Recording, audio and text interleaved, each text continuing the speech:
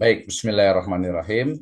Assalamualaikum warahmatullahi wabarakatuh. Waalaikumsalam warahmatullahi wabarakatuh.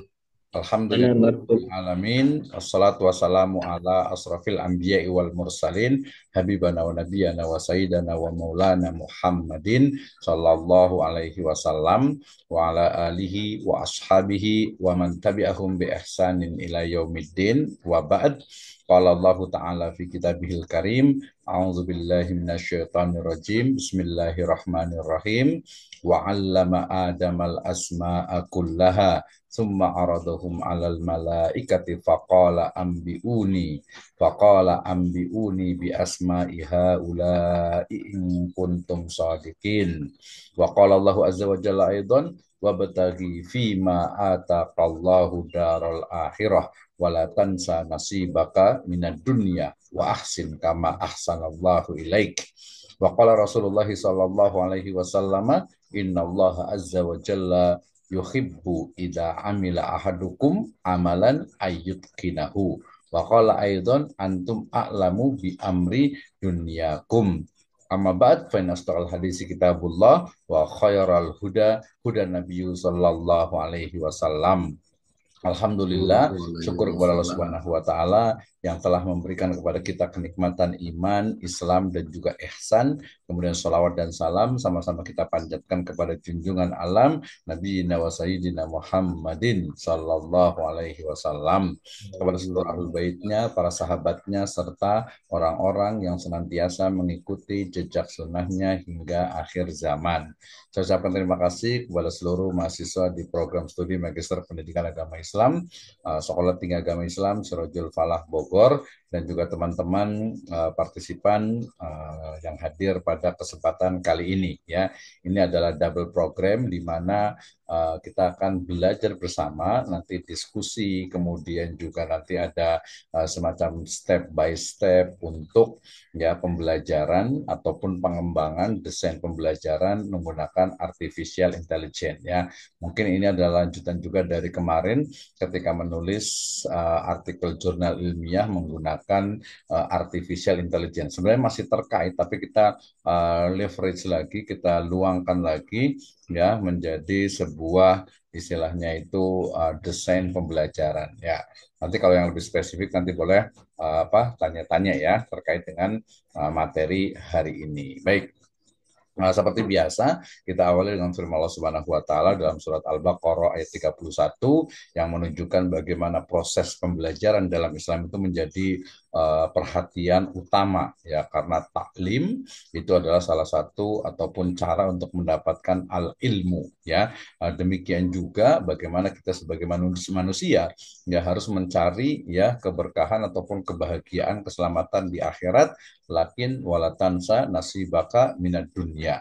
Dan dalam proses aktivitas kita mestilah dilakukan dengan cara itqon ya, di mana ini adalah salah satu sebab ya dicintainya seorang hamba oleh Allah Subhanahu wa taala. Nah, dalam konteks pemateri atau dalam konteks pemateri hari ini kita akan membahas terkait dengan bagaimana sebenarnya pengembangan desain pembelajaran dengan artificial intelligence. Mudah-mudahan waktunya cukup ya. Kalau nggak cukup nanti ya mungkin nanti di sesi diskusi saya lebih kurang dalam 60 menit ke depan kita akan bahas tentang bagaimana sebenarnya pemanfaatan dari AI ya, AI artificial intelligence ini dalam berbagai dimensi atau dalam berbagai disiplin ya. Kemarin kita bicara tentang menulis, tentang bagaimana menulis artikel jurnal, menulis skripsi, tesis, disertasi dan sebagainya ya. Kalau kurang memang mungkin waktunya saya rasa partisipan sendiri yang harus banyak mengeksplor, karena memang kalau diterus gitu ya itu memang sangat banyak sekali gitu ya. Jadi kalau nanti sampai menghasilkan ya mudah-mudahan nih kita bisa ya. Baik, kita awali dengan pengembangan desain pembelajaran melalui atau dengan artificial intelligence. Kita pahami bersama bahwa pemanfaatan dari teknologi artificial intelligence ini khususnya dalam bidang pendidikan yaitu akan membuka berbagai peluang ya dalam atau untuk mengembangkan desain pembelajaran yang lebih efektif dan adaptif bagi setiap siswa. Kita pahami bahwa penyusunan atau rancangan pembelajaran atau yang kita sebut dengan desain pembelajaran tujuannya itu adalah agar pembelajaran itu berjalan secara efektif dan efisien. Dan tentu saja ada unsur adaptif bagi siswa, artinya di sana itu mengakomodir bagi atau tentang ya bagi apa istilahnya itu kebutuhan dari siswa itu sendiri. Nah, dengan kemampuan dari artificial intelligence yang saat ini mampu untuk memahami dan juga menanggapi kebutuhan individual, maka proses belajar mengajar ya dapat dioptimalkan secara signifikan. Nah, specifically dalam di our department yaitu di Islamic Education. Ya, oke. Kemudian ketika kita bicara tentang artificial intelligence untuk ya pengembangan desain pembelajaran PAI ya tentu saja kita pahami bersama saat ini bagaimana perkembangan dari ICT ya Information Communication Technology itu memang sangat luar biasa gitu ya dan ini akan berdampak kepada pembelajaran atau proses belajar mengajar pendidikan agama Islam. Tetapi kemudian saat ini ya pembelajaran PA itu menemukan atau menghadapi ya berbagai tantangan ya terutama salah satunya tantangannya itu adalah tantangan dari sisi teknologi itu sendiri ya media pembelajaran kemudian juga mungkin metode pembelajaran ya sampai kepada artificial intelligence atau kecerdasan buatan yang saat ini berkembang sangat pesat sehingga kemudian kalau kita masih berdiam diri atau mungkin tidak adaptif dengan perkembangan ini ya bisa jadi apa yang disebutkan oleh kemarin kasih dari PAI di Kementerian Agama Kabupaten Bogor bahwa kualitas SDM guru dan juga pendidikan khususnya di PAI itu ya ini sangat apa ya mungkin bisa dikatakan itu tidak optimal ya tidak kurang berkualitas gitu ya. Nah salah satunya adalah SDM-nya termasuk juga ketika SDM dalam hal ini adalah guru kemudian berhadapan dengan apa yang disebut dengan artificial intelligence ya jadi yang tidak adaptif yang mungkin tidak mengikuti perkembangan zaman ya akhirnya akan ditinggalkan. Kenapa? Ya karena desain pembelajaran menggunakan artificial intelligence dari sisi RPP-nya, dari sisi model pembelajarannya, dari sisi metode pembelajarannya, kemudian media yang digunakan, toolnya, ini menjadi sebuah keniscayaan termasuk juga dalam pendidikan agama Islam.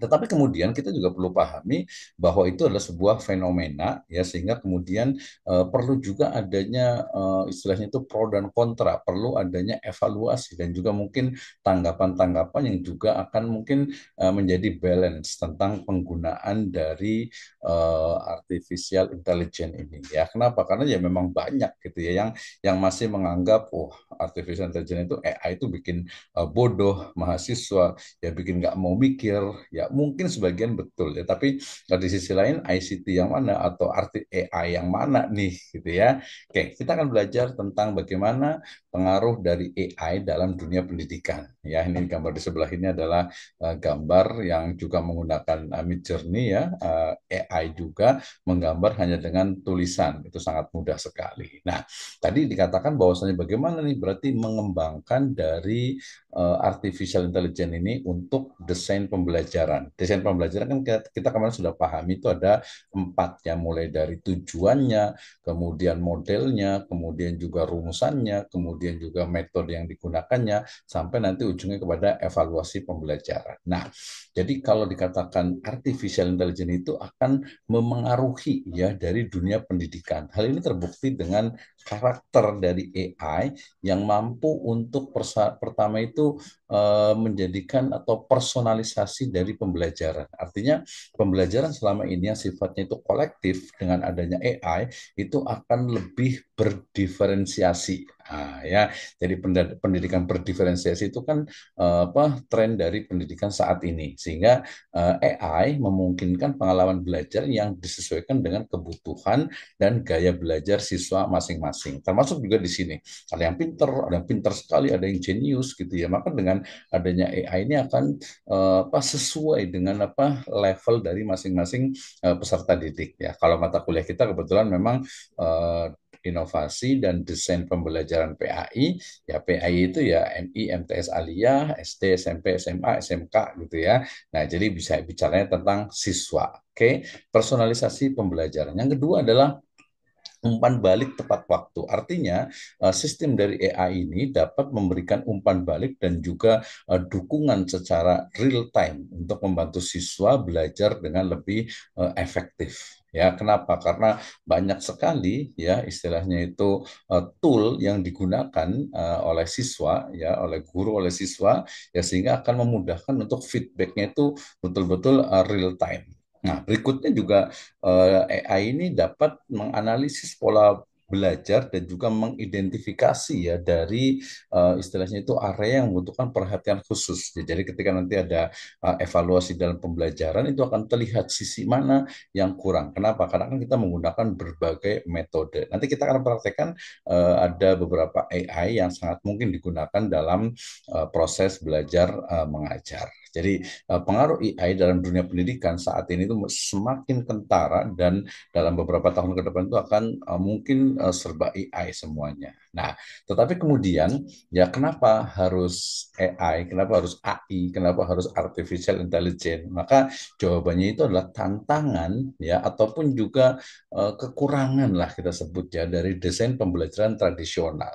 Yang pertama mulai dari keterbatasan sumber daya eh, di situ yaitu manusianya tentu saja ya, bahwa kalau saat ini dari saya sebutkan kan menggunakan sistem kolektif ya, di mana kelasnya padat dengan rasio guru siswa yang tinggi, menyulitkan untuk pemberian perhatian individual ya. Kelas kita itu mungkin mulai dari 10 tuh biasa, kalau karena nggak ada siswanya kurang gitu ya.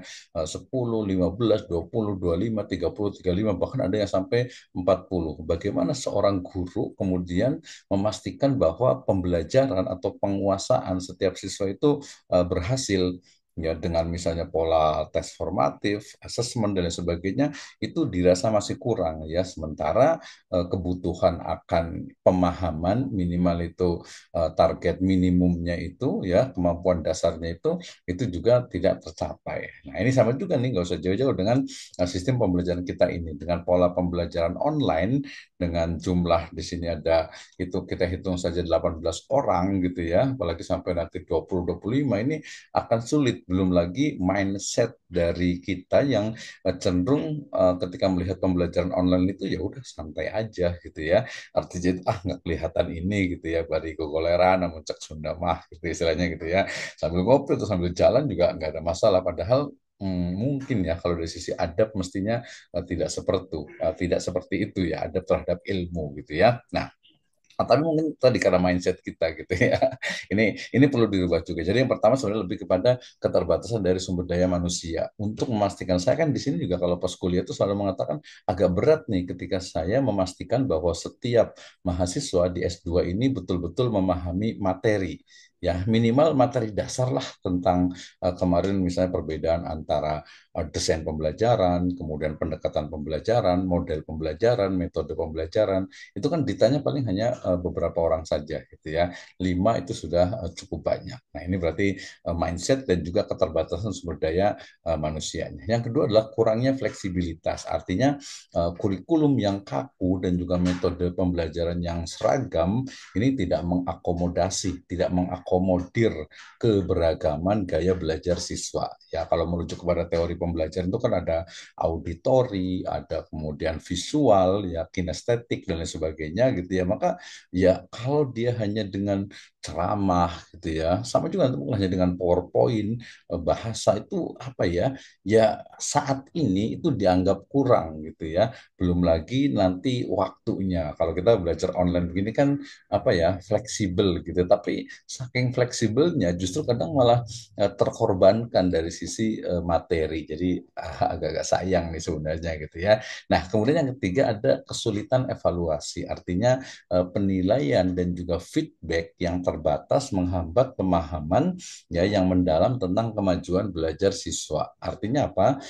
Bahwa umpan balik yang mestinya itu bisa berjalan langsung. Kalau saya tanya gitu kan sudah paham belum tentang misalnya teori tentang apa Bloom misalnya gitu kan ya, atau mungkin teori tentang desain pembelajaran atau teori tentang apa kemarin itu pembelajaran berbasis Islam misalnya gitu kan ya. Nah, itu kan perlu langsung ya. Nah, kalau umpamanya yang tradisional dia lama gitu ya, lama. Nah, ini sehingga kemudian ini kesulitan dari keterbatasan sumber daya, kemudian juga kurangnya fleksibilitas, kemudian kesulitan evaluasi, itu mestinya ditutupi oleh perkembangan dari teknologi, salah satunya adalah dengan artificial intelligence. Oke, nah kemudian perannya apa? Ya, jadi kalau ditanya apa sih manfaat ataupun juga peran dari AI dalam mengoptimalkan proses belajar mengajar, maka jawabannya adalah personalisasi konten. Tadi saya sebutkan bahwa AI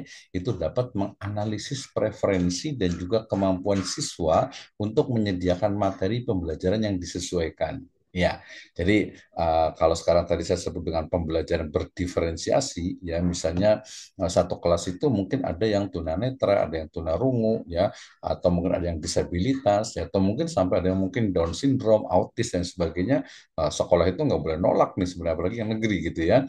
Ya sehingga kemudian pola pembelajarannya pun harus ya diferensiasi lah berbeda-beda ya mungkin bisa secara individual atau mungkin kalau belum bisa individual ya berarti dia small group gitu ya grup-grup kecil yang mungkin didasarkan kepada levelnya gitu ya jadi personalisasi konten kalau dengan AI ini sangat mungkin sekali kenapa karena bisa ataupun mampu AI itu untuk apa meleveling ya memberikan strata dari kemampuan masing-masing siswa oke okay? Yang kedua yaitu umpan balik adaptif. Artinya sistem AI itu memberikan umpan balik yang tepat waktu dan juga adaptif ya untuk membantu siswa mengatasi kesulitan. Kenapa? Tadi karena personalisasi, jadi setiap siswa itu belajarnya itu mungkin berbeda-beda tingkatnya ya, tingkat pemahamannya berbeda, kemudian juga mungkin ya kemampuannya juga berbeda, kemudian juga apa kemampuan tadi untuk menerima pembelajaran, kemudian itu juga mungkin meningkatkan dari kemampuannya, mungkin rasa ingin tahunya, semangatnya, motivasinya kan berbeda-beda. Nah, dengan adanya AI ini itu akan bisa bukan disamakan, tidak, justru akan disesuaikan, ya disesuaikan dengan kemampuannya. Oke, yang Fulan ini dia mungkin baru memang ya udahlah target untuk kemampuan dasarnya tercapai misalnya gitu. Yang satu lagi mungkin dia itu oh dia sudah semangatnya sudah cukup bagus tinggal dinaikkan lagi berarti pembelajarannya akan lebih meningkat lagi. Nah, itu yang kedua. Yang ketiga adalah otomasi tugas administratif. Ini penting ya. Kenapa? Karena baik kurikulum Merdeka dan juga kurikulum sebelumnya itu beberapa itu menjadikan guru itu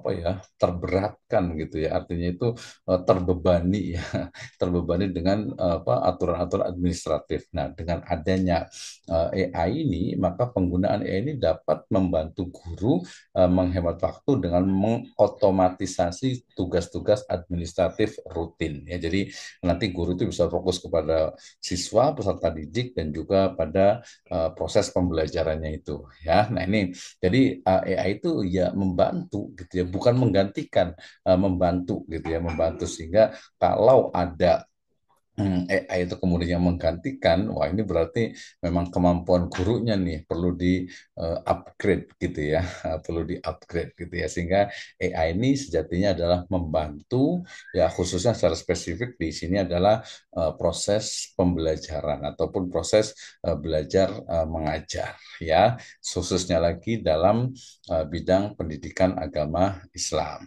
Oke, nah kemudian bagaimana nih adaptasi konten pembelajaran berbasis AI ini ya. Jadi kalau kita misalnya tahu bahwa setiap orang itu memiliki kemampuan berbeda, gaya belajarnya berbeda, kemudian juga motivasinya juga berbeda. Di sini juga sama kan ya. Ada yang yang semangat banget nih, Masya Allah nih Ustadz Omang nih ya. Ada mungkin aduh banyak banget kegiatan nih kayaknya nggak bisa fokus nih gitu ya. Nah, ya kita inilah kita akomodir lah semuanya gitu ya. Nah, sehingga kemudian nanti adaptasi konten pembelajaran berbasis AI ini dia mampu untuk nanti analisis kebutuhan individu. Ya, nah ini kan memang tidak semuanya. Jadi makanya tadi kan motivasi dengan tujuan kan berbeda-beda sehingga walaupun kita di sini program studi Magister Pendidikan Agama Islam gitu ya, tapi mungkin ada yang memang dia tuh nggak bakalan jadi guru gitu ya. Dia itu juga bukan, mohon maaf, misalnya bukan ustadz misalnya gitu ya, dia bukan tokoh agama gitu misalnya gitu, tapi ya nggak ada masalah gitu kan ya. Kenapa? Karena mungkin konten ini juga akan bermanfaat. Kenapa? Apalagi kaitannya dengan agama dan juga pengetahuan gitu ya. Jadi analisis kebutuhan itu berbeda-beda. Maka AI dapat menilai pemahaman dan juga preferensi siswa untuk menyesuaikan materi pembelajaran secara dinamis ya. Mungkin awalnya tuh biasa gitu ya, kurang semangat, tapi kemudian ketika dia belajar dengan bantuan AI, sudah semangat sekali tuh belajar bahasa, belajar agama, belajar matematika, IPA dan yang lainnya. Ya kalau kita di PAI ya, Pendidikan Agama Islam. Artinya kalau dulu tuh belajar pendidikan agama Islam itu cuman istilahnya aduh kurang semangat gitu katanya gitu ya. Jadi ada beberapa juga katanya kalau guru-guru PAI itu kayaknya dilihat dipandang itu sebelah mata, cuma ngajar agama gitu ya. Nanti giliran ada perundungan, ada bullying gitu yang disalahkan guru PAI, itu kemana tuh guru PAI-nya gitu ya. Itu nasib guru PAI gitu, kasihan gitu ini ya. Nah itu fakta ya. Bukan bukan ini ya, bukan istilahnya itu hanya pendapat saja, bukan. Oke, kemudian penyajian konten adaptif ini penting nih. Jadi berdasarkan analisis dari AI, maka konten dapat disajikan dengan format yang paling sesuai dengan gaya belajar masing-masing siswa. Gitu kan ya, kan kita bicara tadi bukan mahasiswa sebenarnya, karena walaupun kita kan belajarnya desain pembelajaran PAI, tapi yang dimaksud adalah ya desain pembelajaran untuk siswa, baik itu MI, MTS, Alia, SD, SMP, SMA, atau SMK. Nah, seperti itu ya. Jadi dengan adanya AI ini, maka penyajian, ingat penyajiannya bukan hanya kontennya saja. Mungkin konten itu sama gitu, tapi cara menyajikannya itu berbeda. Ya. Ibaratnya kalau umpamanya makanan itu, kalau kita makan kolak gitu ya, kemudian disajikannya pakai piring yang flat gitu kan ya, ya nggak cocok gitu ya. Kemudian kita mau makan misalnya gorengan gitu ya, tempe misalnya, kemudian dikasihnya pakai mangkok gitu kan nggak, tidak elegan gitu ya. Nah, penyajian menjadi hal yang penting ya, plating itu penting karena memang terlihat. Demikian juga tadi ketika kita mengajarkan ceramah terus kayak gini nih, kayak saya ini gitu ya, ya lama-lama orang bosen lah gitu ya. Makanya nanti saya akan batasi, tenang ya. Oke, kita lanjutkan. Nah, berikutnya adalah jalur pembelajaran fleksibel. Ini yang paling penting nih, bahwa siswa itu dapat memilih jalur pembelajaran yang sesuai dengan kebutuhan dan kecepatan belajar mereka ya. Jadi scaffolding gitu ya. Jadi yang pintar dia akan semakin pintar, akan lebih jenius. Bahkan bisa jadi di era AI ini ya, siswa itu informasi itu lebih cepat daripada guru. Saya ingat sekali dulu waktu saya kuliah S1 itu ya tahun 2000-an lah ya. Tahun 2000-an itu bisa dosen itu mengatakan dosen itu sebenarnya hanya 1 jam lebih pintar atau lebih dulu pintar dari guru gitu ya, dari mahasiswa gitu. Kenapa? Karena dia itu baca terlebih dahulu mungkin malamnya gitulah ya. Nah tapi sekarang ya bisa jadi dengan AI ini, dengan chatbot ya dan yang lainnya itu ya, dengan machine learning itu bisa jadi mahasiswa itu lebih pintar, dan jangan lupa siswa juga bisa jadi lebih tahu daripada gurunya atau atau dosennya, kalau dia tidak adaptif, kalau dia tidak betul-betul konsen dengan materinya, dengan pengalamannya, dengan istilahnya itu subjek yang diajarkan. Nah ya, jadi jalur fleksibel ini memberikan betul-betul kesempatan seluas-luasnya. Yang jenius dia akan bisa lebih jenius, akan lebih banyak lagi dikuasai ya. Nah, kemudian yang keempat adalah adanya umpan balik langsung ya, direct feedback, di mana IA ini dapat memberikan umpan balik segera untuk membantu dari siswa untuk memahami konsep dengan lebih baik ya. Jadi langsung feedbacknya nih, misalnya siswa ini kemampuannya kurang di sini, berarti apa nih yang harus dilakukan? Ya maka nanti AI itu akan memberikan rekomendasi, ya rekomendasi untuk tool yang bisa digunakan. Nah, ini adalah adaptasi dari konten. Baik ya, sabar. Nanti kita akan ada prakteknya, tenang saja ya. Baik, kita lanjutkan. Nah, yang berikutnya adalah personalisasi dari pengalaman belajar siswa dengan AI. Maksudnya adalah apa? Bahwa kalau tadi disebutkan kelebihan dari AI ini adalah setiap siswa itu akan merasakan pembelajaran yang sifatnya itu individual. Ya, walaupun nanti ada small group gitu ya, tetapi akan sesuai dengan kebutuhan dari masing-masing. Kenapa? Karena memang dari sisi istilahnya itu pembelajaran atau dari sisi istilahnya itu apa proses belajar mengajarnya itu akan disesuaikan dengan kemampuan dan juga kecepatan ya dari pembelajarannya. Nah, sehingga personalisasi ini bisa dilihat dari sisi analisis kemajuan. Misalnya AI itu dapat melacak kemajuan belajar siswa dan memberikan rekomendasi untuk peningkatan.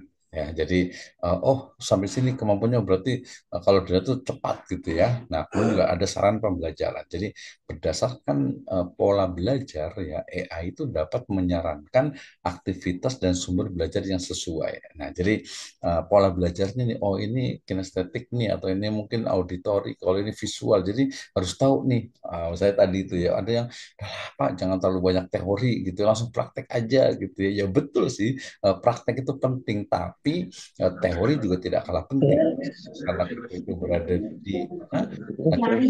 Di akademisi, kita itu di kampus, maka antara teori dengan implementasi itu harus ya. Kalau mungkin di vokasi, kuliah di vokasi itu mungkin biasa dia langsung praktek ya tanpa melihat teorinya gitu ya. Jadi kita ya mungkin bisa dikatakan harus balance lah ya. Teorinya juga paham, tapi juga prakteknya juga tahu gitu ya. Nah, termasuk juga ini yang paling penting nih di interaksi cerdas. Artinya apa? Bahwa siswa itu dapat berinteraksi dengan chatbot AI ya. Chatbot itu tadi adalah machine learning atau robot yang menjawab atau mampu menjawab semua pertanyaan, semua hal bisa dijawab ya untuk mendapatkan bantuan dan juga bimbingan belajar. Saya bayangkan ya tadi kalau misalnya guru ya atau dosen itu kemudian tidak memahami tentang AI ini ya bisa jadi kemampuannya itu akan istilahnya itu akan terlampaui ya artinya siswa dalam bidang itu dia akan lebih tahu daripada misalnya gurunya atau dosennya termasuk mungkin the state of art ya artinya itu ukuran ataupun juga perkembangan dari sebuah ilmu pengetahuan. Nah, itu ya. Jadi ini kalau salah tangkap ataupun juga salah digunakan ini sangat berbahaya. Kenapa? Karena dengan adanya chatbot ini setiap orang siswa, mahasiswa ya siapa saja bertanya apa saja itu bisa langsung dijawab. Nah, jawabannya betul atau tidak, ya bisa jadi ya 80-90% itu betul gitu ya. Tapi kemudian perlu juga adanya human touching di situ gitu ya.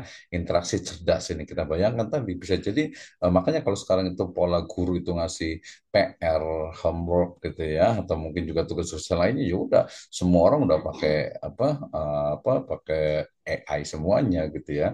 Ketika oh ini pakai mesin terdeteksi, ganti lagi pakai zero GPT dan yang lainnya gitu ya. Nah, termasuk di sini ada analitik pembelajaran di mana data pembelajaran yang dikumpulkan AI itu dapat dianalisis untuk wawasan yang berharga. Artinya ada evaluasinya, kemudian ada saran tindak lanjutnya.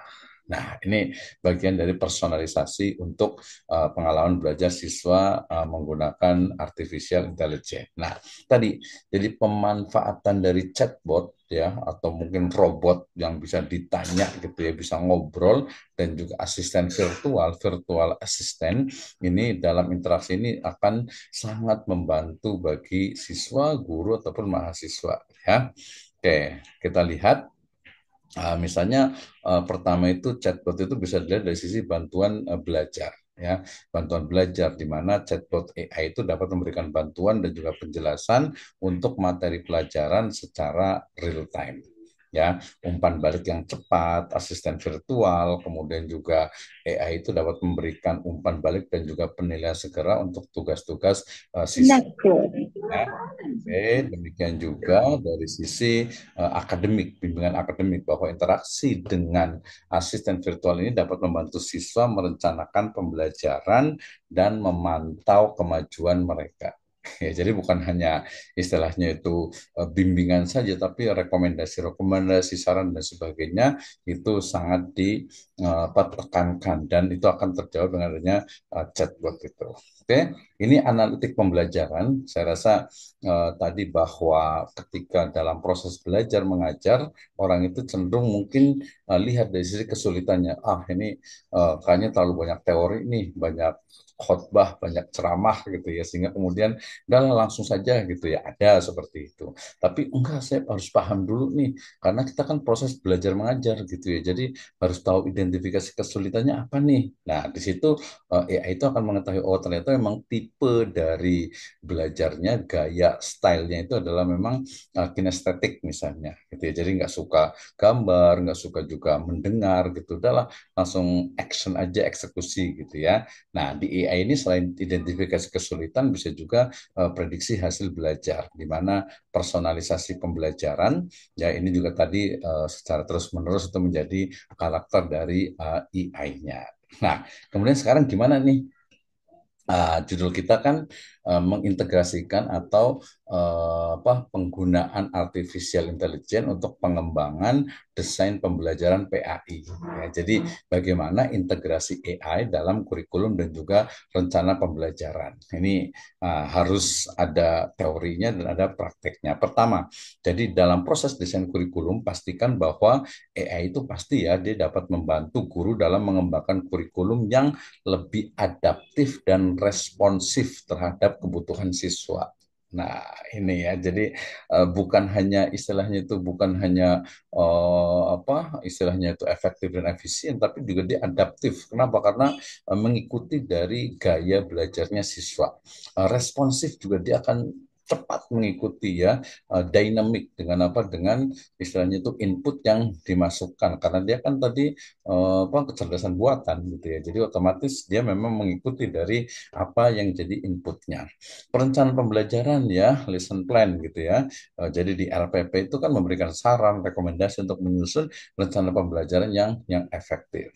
Termasuk di sinilah nanti akan terjadi kolaborasi guru dan AI dapat bekerja sama dalam mengembangkan, menerapkan, mengevaluasi strategi pembelajaran yang inovatif. Nanti kita akan menggunakan apa namanya itu eduid.ai. Ya, sabar ya. Kita 4 slide lagi. Berikutnya, pertimbangan etis dan regulasi penggunaan AI dalam pendidikan. Ini juga penting ya. Jadi, mentang-mentang apa semua sudah ada, kita upload semuanya gitu. Itu tidak boleh. Kenapa? Karena cybercrime itu sangat luar biasa, sehingga privasi dan keamanan data itu penting. Tidak mengupload foto, terutama anak sembarangan, ya. Kemudian juga tidak share lokasi sembarangan, tidak mengirimkan data-data pribadi seperti nomor KTP, mungkin juga NPWP, kemudian tanggal lahir, nama ibu, dan lain sebagainya. Jadi ada beberapa hal yang perlu juga diperhatikan. Jadi karena pengumpulan dan penggunaan data siswa oleh AI itu harus memperhatikan aspek privasi dan juga keamanan. Yang kedua tadi keadilan dan inklusi. Ya, jadi belajar sekarang ini dengan konsep inklusif dan berdiferensiasi itu memang tadi satu kelas tuh bisa jadi ada yang tunanetra, ada yang tunarungu, ada yang Down syndrome, ada yang autis gitu ya. Nah, implementasi AI itu harus memastikan perlakuan yang adil dan tidak diskriminatif terhadap seluruh siswa. Ini banyak nih didengung-dengungkan. Transparansi dan akuntabilitas. Artinya proses pengambilan keputusan oleh AI itu harus dapat dijelaskan dan dipertanggungjawabkan. Jadi tetap aja tadi harus ada sentuhan manusianya. Ini benar atau tidak nih, katanya dalam istilah itu kan istilahnya itu benar itu belum tentu baik gitu kan ya. Jadi belum tentu baik. Dan yang terakhir adalah pengembangan dari etika AI. Jadi bagaimana penerapan AI itu dalam pendidikan membutuhkan kerangka etika yang jelas untuk menjaga kepentingan terbaik siswa. Jadi tidak sembarangan dalam menggunakan AI. Dan tentu saja di sini posisi dari pendidikan agama Islam itu menjadi hal yang sangat penting sekali dan harus. Oke, kemudian, nah kesimpulannya, ya kesimpulan tadi dari istilahnya itu pembahasan tentang penggunaan AI dalam pengembangan desain pembelajaran khususnya pendidikan agama Islam. Maka yang pertama adalah fenomena ataupun fakta ya data bahwasannya pendidikan agama Islam dan juga kualitas SDM-nya kurang, maka perlu adanya peningkatan, ada peningkatan kualitas SDM guru PAI dalam hal ini agar kualitas pendidikannya itu bisa terus meningkat. Itu yang pertama. Yang kedua adalah artificial intelligence yang terus berkembang saat ini. Ingat, ini pentingnya nih. Artificial intelligence itu adalah kecerdasan buatan sehingga dia itu sedang belajar. Mungkin kalau sekarang ini mirip-mirip masih baby lah gitu ya, masih bawah 5 tahun. Nah, ketika dia sudah dewasa, inputnya semakin banyak, semakin matang, maka keputusan-keputusan ataupun jawaban-jawaban yang diberikan itu akan lebih lebih sempurna ya, bahkan mungkin nanti bisa jadi akan lebih bijak gitu ya, baik bijaksana ataupun bijak sini gitu ya. Nah, kemudian faktanya juga sekarang ini bahwa peserta didik itu semakin akrab dengan teknologi. Ya, generasi milenial sudah, kemudian generasi Z-nya, Gen Z-nya, kemudian juga sekarang generasi Alpha-nya, generasi Beta-nya juga sudah lahir. Artinya anak 1 tahun, 1 tahun setengah itu sudah bisa mencet handphone gitu ya. Saya yakin anak-anak 2 tahun, 3 tahun sudah megang tuh handphone gitu ya. Nah, ini nggak bisa dibiarkan, dalam artian itu harus diarahkan. Jadi tidak juga dibebaskan, tidak juga dilarang 100%, tapi diarahkan sehingga diharapkan peningkatan kualitas dari pendidikan agama Islam. Ya, dan we will practice, kita akan belajar pertama yaitu Microsoft Copilot ya yang kita gunakan untuk pengembangan desain pembelajaran PAI. Kemudian yang kedua kita akan gunakan juga eduid.ai ya, teach smarter not harder. Ini salah satu dari quote-nya. Kemudian yang ketiga kita juga akan gunakan juga yaitu Gemini ya. Gemini ini menurut saya sangat powerful karena dia base-nya itu adalah Google. Kalau tadi yang pilot ya itu adalah Copilot, itu dia dari Microsoft. Oke, nah is me, dan kita bisa lanjut ke sesi yang kedua. Baik.